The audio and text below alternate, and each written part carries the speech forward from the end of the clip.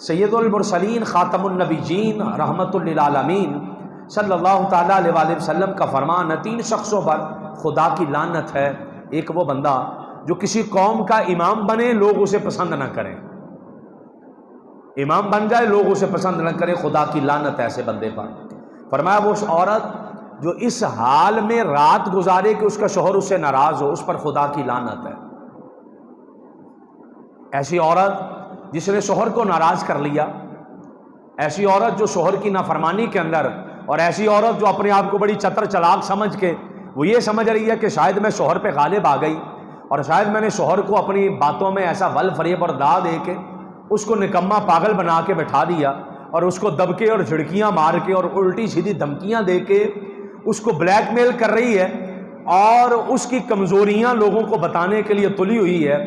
آقا علیہ صلاۃ والسلام کا فرمان ہے ایسی عورت مت سمجھے وہ جنت میں جائے گی، ایسی عورت پر خدا کی بھی لعنت ہے اور اس کے نبی محمد مصطفیٰ کی بھی لعنت ہے صلی اللہ تعالیٰ علیہ وآلہ وسلم۔ اور ایک حدیث اور یہاں پر سن لیجئے گا، وہ عورت جو آقا علیہ السلام نے فرمایا، عورت جو کسی شوہر کو پہنچے، اور وہ شوہر جو کسی عورت کو پہنچے، مطلب شادی ہو گئی ان کی اور ایک دوسرے کے وہ میاں بیوی والا تعلقات ان کے قائم ہو گئے، اور پھر عورت شوہر کے راز بتاتی پھرے یا شوہر عورت کے راز بتاتا پھرے، فرمایا خدا قیامت والے دن ان کی طرف نظر رحمت نہیں کرے گا، خدا ان کی طرف قیامت والے دن نظر رحمت نہیں کرے گا، خدا انہیں اپنی رحمت سے دور کر دے گا۔ یہ جو بڑے دھڑلے سے لوگ چوپالوں میں بیٹھکوں میں بیٹھ کے، دوستوں میں یاروں میں بیٹھ کے ان چیزوں کو ڈسکس کر رہے ہوتے ہیں، یہ کوئی انسانوں والا کام نہیں ہے۔ حدیث اسے کہہ رہی ہے یہ خدا کی رحمت سے بندے کو دور کر دیتا ہے، اور قرآن نے کہہ دیا تم عورتوں کے لباس ہو، عورتیں تمہارا لباس ہیں۔ موٹی ساری لائن سن کے آگے میں آپ اپنے ذہنوں میں بٹھائیے گا، اور میں حدیث پاک کو آگے لے کر چلتا ہوں۔ آقا علیہ صلاۃ والسلام کے فرامین اور حدیث پاک کا خلاصہ ہمیں یہ بتاتا ہے، نبی کریم صلی اللہ تعالیٰ علیہ وآلہ وسلم کے پاس کسی عورت نے اپنے شوہر کا حق پوچھا تو حضور نے فرمایا کہ اگر تیرے شوہر کے پورے جسم کے اوپر دانے نکلیں، ان میں پیپ پڑ جائے، اور عورت اپنی زبان سے اسے صاف کرے، تو عورت پھر بھی اپنے شوہر کا حق ادا نہیں کر سکتی، عورت پھر بھی اپنے شوہر کا حق ادا نہیں کر سکتی کہ جو شوہر نے اس پر احسان کر دیا، اس کو ایک ٹھنڈی چھت کے نیچے وہ نان و نفقہ دے رہا ہے، وہ اسے بود و باش دے رہا ہے، اسے لباس دے رہا ہے، اسے عزت دے رہا ہے،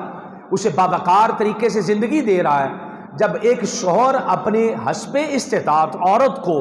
بھرپور زندگی بسر کرنے کے لیے سہولتیں دے رہا ہے، کھانا بھی دے رہا، پینا بھی دے رہا، رہائش بھی دے رہا، اور وہ عورت اس کے ساتھ آگے سے دغا کر رہی ہے، حدیث کہتی ہے کہ وہ جنت کی خوشبو بھی نہیں پائے گی، حالانکہ جنت کی خوشبو 40 سال کی مسافت سے بھی آتی ہے، وہ عورت جنت کی خوشبو بھی نہیں پائے گی۔ تو یہ عورت کے بارے حدیث پاک آقا علیہ صلاۃ والسلام نے فرمایا اگر میں کسی شخص کو کہتا کہ خدا کے علاوہ کسی اور کو سجدہ کرنے کی اجازت ہے، تو میں عورت سے کہتا اپنے شوہر کو کرے، میں عورت سے کہتا اپنے شوہر کو سجدہ کرے۔ یہ مقام مرد کو آقا علیہ السلام نے عورت کے مقابلے میں دیا ہے، یہ حیثیت اور یہ عزت آقا علیہ السلام نے اور مذہب اسلام نے عورت کے مقابلے میں مرد کو دی ہے، کہ اس نے ایک دنیا کے جو تھپیڑے پڑتے ہیں باہر حالات کے، کبھی کسی کے ساتھ رزق کے مسئلے میں بحث مباحثہ، کبھی کسی کے ساتھ لڑائی جھگڑا، کبھی کسی کے ساتھ نازیبا جملے سن کے گھر آ جانا، کبھی کسی نے کوئی جملہ کس دیا، دل پہ چوٹ لگ گئی، رزق حلال کمانے کے لیے بندہ گھر سے نکلا، باہر سے کہیں سے بندے کے زندگی کے اندر اسے گھاٹا پڑ گیا، نقصان پڑ گیا، کسی نے انسلٹ اور بے عزتی کر دی، وہ مرد اپنے سینے پر، اپنے دماغ پر، اپنے ذہن پر ہر چیز کو برداشت کرتا اور دنیا کی گرم ہواؤں کو سہتا ہوا گھر کے اندر ستھرا رزق لے کر جب پہنچتا ہے نا، تو آقا علیہ السلام کی حدیث اس کا استقبال کرتی ہے کہ نبی کریم صلی اللہ تعالیٰ علیہ وآلہ وسلم دیکھ رہے تھے کہ ایک شخص بلند چوٹی سے نیچے اتر رہا ہے۔ صحابہ کرام نے کہا یا رسول اللہ کیسا اس کا قد کاٹ ہے اور کیسا اونچا لمبا جوان ہے، کاش یہ اللہ کی راہ میں جہاد کرتا اور یہ بندہ بخشا جاتا۔ آقا علیہ السلام نے فرمایا اس کو بلا کے لاؤ میرے پاس۔ وہ آقا علیہ السلام کی بارگاہ میں آ گیا، فرمایا کہاں سے آئے ہو؟ اس نے کہا جی بچوں کے لیے رزق حلال کمانے گیا تھا، وہاں سے آیا ہوں۔ آقا علیہ السلام نے صحابہ کو بلا کر فرمایا یہ اللہ کی راہ میں جہاد ہی تو کر کے آیا ہے،